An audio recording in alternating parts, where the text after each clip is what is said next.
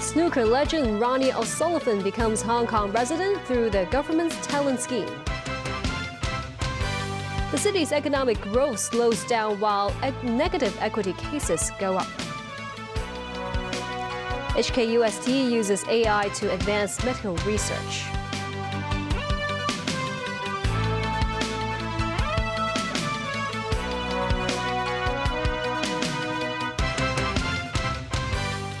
Good evening and thank you for joining us. English snooker legend Ronnie OSullivan is now a Hong Kong resident after being accepted through the Quality Migrant Admission Scheme. Memo Sangai reports. Welcome to Hong Kong. Thank you. The Immigration Department uploaded a video on a social platform showing the arrival of the 7-time snooker world champion Ronnie OSullivan in Hong Kong. In an interview with OSullivan and Director of Immigration Benson Kok, the snooker superstar explained his reasons for choosing the city as his new home.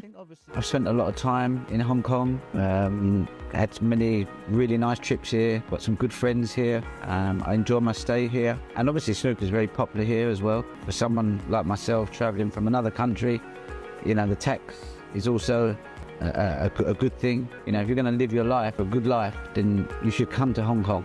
Speaking to the media after an event in Macau, OSullivan said he had applied for the Quality Migrant Admission Scheme a few months ago.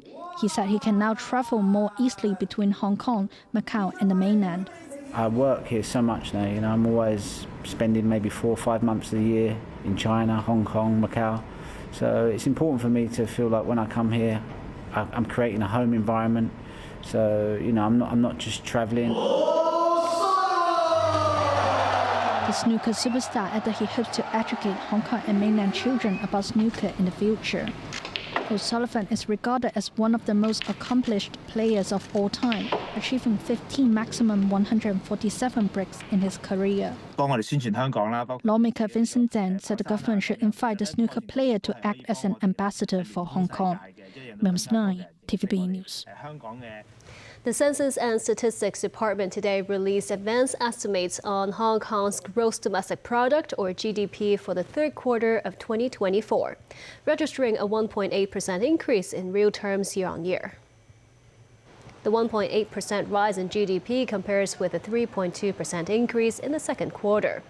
For the first 3 quarters of 2024 as a whole, GDP rose by 2.6% in real terms year-on-year. Private consumption expenditure fell 1.4% in real terms in the third quarter, compared with a 1.6% second quarter drop. A government spokesperson said the Hong Kong economy continued to expand, though at a moderated pace.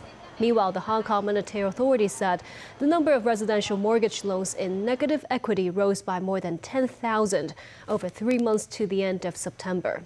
The estimated number of negative equity cases was more than 40,700 cases at the end of September, compared with almost 30,300 cases at the end of June.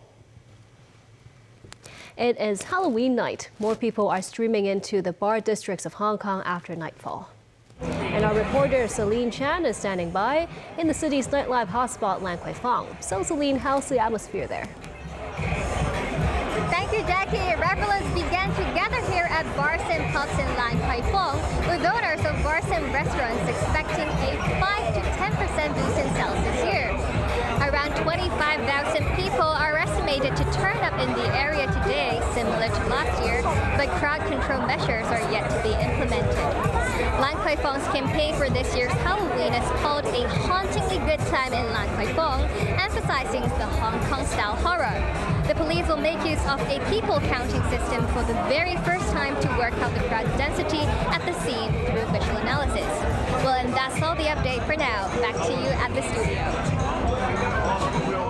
And people started gathering at Lan Kwai Fong early this evening for Halloween. Spooky decorations can be spotted almost everywhere in Lan Kwai Fong, the most popular location for Halloween. How can the Grim Reaper miss out on the festival?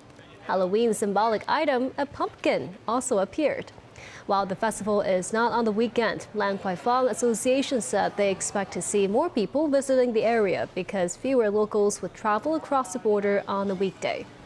Meanwhile, the association hopes mainlanders can also be attracted by their promotion of the festival on Xiaohongshu, a well-used social media platform in the mainland. The Hong Kong University of Science and Technology, or Hong Kong UST, has developed 4 AI-driven models for medical use. It includes systems that assist doctors in diagnosing breast cancer, with accuracy rate at 90%. The university is aiming to become the 3rd medical school in the city and dedicated to integrating AI into medical care services. Samantha Lee tells us more.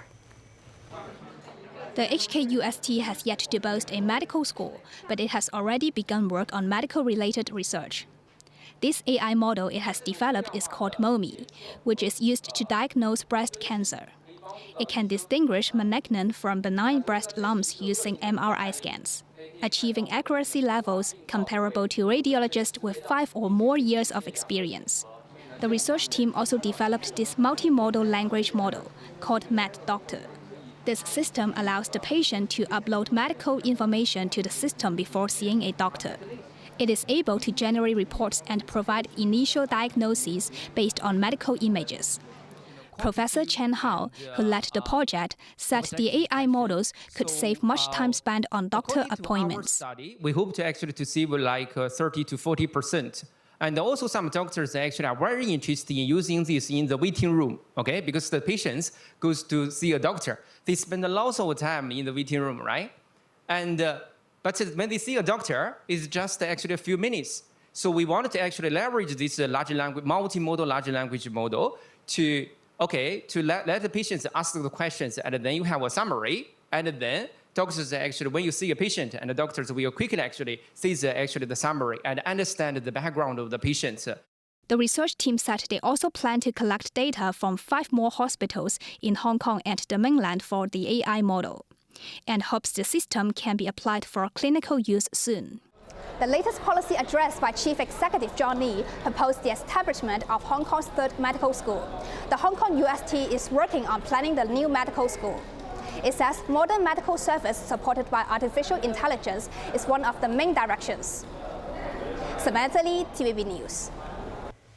Police today charged a 34-year-old non-Chinese man with 1 count of murder. That's allegedly in connection with the death of a 25-year-old woman in South Hong Kong Island on Monday. The man was arrested on Tuesday after a female foreign domestic worker was found dead at Waterfall Bay Park the day before. The case will be mentioned at Eastern Magistrates Court on Friday. Meanwhile, the suspect's wife, a 36-year-old local, was also arrested on suspicion of assisting the man. She was granted bail. Dozens of Taiwan-bound flights were cancelled owing to tropical cyclone Kongs. This as a powerful storm today made landfall on Taiwan's east coast, bringing heavy downpours and high winds to Hualien and Taitung. At least 1 person died and 73 others were injured. Danny Zhou has the story.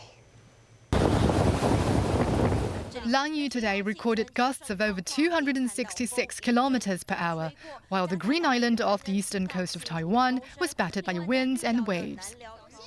Tides in the southwestern county of Pingtung rose to 4 meters, and areas adjacent to the shores were cordoned off. In Taitung's Luye district, streams swelled up and multiple trees were uprooted. Many parts of Hualien witnessed violent level 10 gusts compounded by torrential rains. The water levels of low-lying areas kept rising, and residents were thwarted to wade through the floodwater. Meanwhile, in the mountainous regions, the rain washed down mud and stones and induced landslides, forcing authorities to clear the roads with large machinery. The wind and rain in the northern part of Taiwan grew heavier this morning, with Taipei's Shiling district recording strong gusts that reached level 10. Continuous downpours led to a significant rise in the stock of the Shimen Reservoir that supplies water to Taoyuan City. Its cumulative stock has reached 99%, and authorities have begun discharging water for the 2nd time in 2 years. Also, the much-anticipated concert by Hong Kong superstar Andy Lau, which was set to take place at the Taipei Arena tonight, has been cancelled because of the adverse weather. Organisers said it will be rescheduled to this Saturday. Danny Zhou, TVB News. And still ahead, Donald Trump attacks Joe Biden over the U.S. president's comments about garbage. TVB News speak to the U.S. wine industry over issues including tariffs. Britain's Labour government raises taxes in its first budget in over a decade.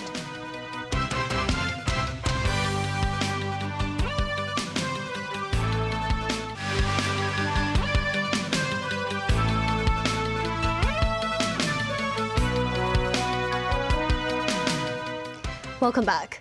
In the run-up to the U.S. general election, there has been some mudslinging from both the Democrat and Republican sides. But in recent days, it's all been about garbage. It started at the weekend with comments made by a comedian at a Trump rally in New York, who called Puerto Rico a floating island of garbage. President Joe Biden then pushed back at Trump supporters, saying, "The only garbage I see floating out there are his supporters." Meanwhile, Vice President Kamala Harris is promising a less divisive country and to represent all Americans. This as a fire damaged 3 ballot boxes in Portland, Oregon, Monday. Tracy Furness has more. Former President Donald Trump is known for his showmanship. So as he walked down the steps of the Boeing 757 that bears his name, he walked across the tarmac and into the passenger seat of a white garbage truck that also bears his name. How do you like my garbage truck? This truck is in honor of Kamala and Joe Biden. Joe Biden should be ashamed of himself if he knows what he's even doing. And she should be ashamed because she shouldn't let him do it. She's the vice president, but I assume she's acting as the president. Speaking in Madison, Wisconsin Wednesday, Harris called on Americans to stop pointing fingers at each other, endeavoring to push past the comments made by Biden about Trump supporters and garbage, keeping her focus on her Republican opponent in the closing days of the race. And here is my pledge to you. As president, I pledge to seek common ground and common sense solutions to the challenges you face. I am not looking to score political points. I am looking to make progress. And I pledge then to listen to experts, to those who will be impacted by the decisions I make, and to people who disagree with me. Because look, unlike Donald Trump, I don't believe people who disagree with me are the enemy. He wants to put them in jail. I'll give them a seat at my table. Harris supporters in Charlottesville are looking to a united and not a divisive country.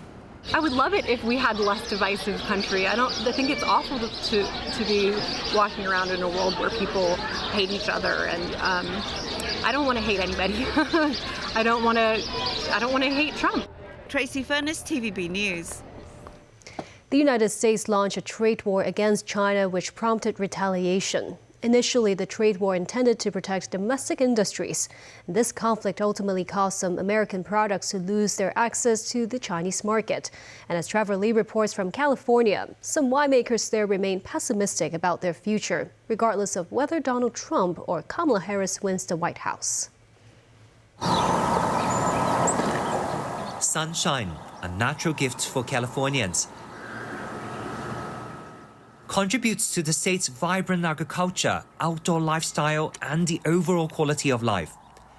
The warm climate here supports a diverse range of crops, making California a leading producer of fruits in the U.S. The ideal climate also supports a thriving wine industry valued at $55 billion. However, political factors have led to significant changes in this sector. We tend to age ours a little while. Some people release them sooner, but they get the fuller body as they age. Since Donald Trump took office in 2017, he imposed additional tariffs on Chinese products to protect American industries, which prompted Chinese retaliatory measures against U.S. goods, including wines. Tariffs have gone up to nearly 100%, causing U.S. wine exports to China to drop by 3/4 at one point. They look like it because they're all shriveled up. This is what was left. It didn't get picked. But then once all the leaves fall off, they trim everything back. U.S. presidential elections are held every 4 years after the peak period of the harvest season on farms. Trump, who initiated the trade war, is seeking a return to the White House. This winery in Livermore, approaching its 50th anniversary, has redirected 40,000 bottles originally destined for China to local sales since the start of the trade war. They worry that it will get worse if Trump returns. Even if the Democrats remain in power, it is believed they will retain the existing tariffs. It's a very charged subject, obviously. It seems silly to squash the free trade between any country. I mean, it doesn't make any sense. California is home to a significant number of wineries, with 4,000 establishments contributing to the state's wine production. And California wine represents 95% of the U.S. exported wine. Between trade barriers set up in both the U.S. and China, Hong Kong continues to serve as a tax-free port for wine and remains a key market for Californian wines and a regional distribution center. So it's very easy to ship wines here. That makes a big difference for a lot of people. I think also you have a fairly sophisticated consumer.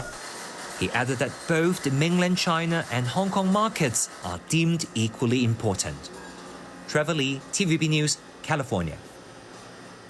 In the UK, the Labour government unveiled its first budget since coming to power in the summer, raising taxes and vowing to restore faith in public services.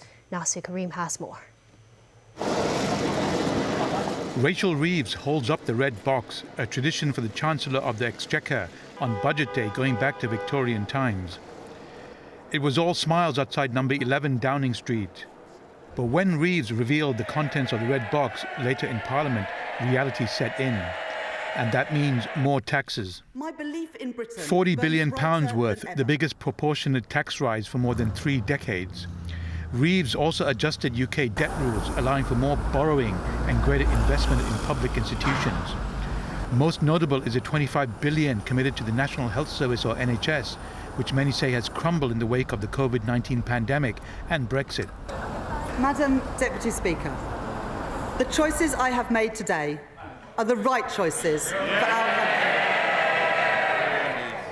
To restore stability to our public finances, to protect working people, to fix our NHS, and to rebuild Britain. That doesn't mean these choices are easy, but they are responsible. The biggest single tax increase, worth £25 billion, is a rise of 1.2% in national insurance contributions by employers, and which will be paid on lower salaries. Billions more will come from rises in capital gains tax, inheritance, those who use private jets, and parents whose children attend fee-paying schools. Now, Madam Deputy Speaker, Former Prime Minister Rishi Sunak, expected to be replaced as Conservative leader this weekend, accused Labour of fiscal fiddling to borrow more.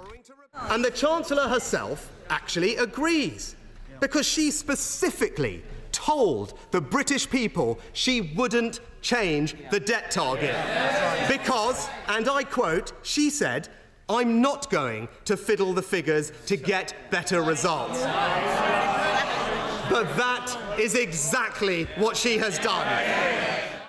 One analyst says the government is banking on economic growth to improve people's quality of life. They're going to ensure that taxes are sufficient and then try to spend the proceeds of that in a way that delivers improvements in public services and in economic growth. Nazri Karim, TVB News. Back locally, the Immigration Department arrested 201 people suspected to be related to a syndicate that helped illegal immigrants come to Hong Kong to work. The arrest was made after the department conducted a joint operation with its mainland counterpart. During the one-month operation, the Immigration Department seized multiple forged identification documents, including Hong Kong identity cards and construction workers' registrations from the syndicate. Mainland enforcement authorities said the syndicate recruited mainland employees to work in Hong Kong through social media. The group would offer the workers a daily wage between $500 and $1,200, as well as accommodation and fake Hong Kong IDs. The total number of crime cases for the first 3 quarters of the year has risen 8% year-on-year. To help the public fight scam, the police launched a lucky draw to encourage the public to download the anti-scam app Scammeter Plus. After downloading the app, residents have to complete a series of tasks, including activating suspicious call and website detection. Then they can join the lucky draw, which will hand out over 40,000 gifts, such as an electric car, smartphones, and flight tickets. And that's the news. Thank you for watching.